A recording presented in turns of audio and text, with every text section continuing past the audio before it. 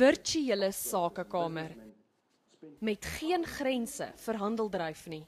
Vir die AHI is 'n droom gisteraand bewaarheid. By Upcon.biz kan jy kopers vind vir jou goedere of dienste of sakelei vind wat die produk verskaf waarna jy op soek is. Daar is ook raad van kundiges en ondersteuning van ander sakelei. Enige besigheid kan adverteer, hulle kan registreer, dit alles geskied aanlyn.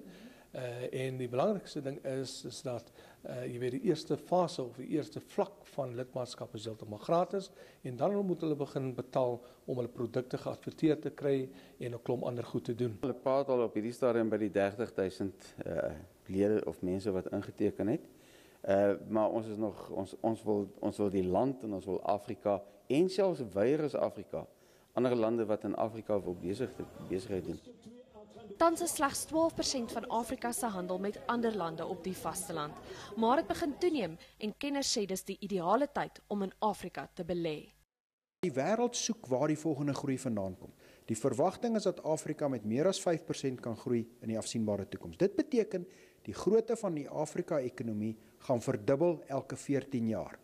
Met Upcon kan iemand wat in Kakamas of Kathu speelgoed maak in kontak kom met voornemende kopers in byvoorbeeld Namibië of selfs Nigerië. Die AHI sê hy hoop dat hierdie platform vir veral jong mense en entrepreneurs die geleentheid gaan gee om hulle besighede te laat groei. Daniela van Heerden, Centurion.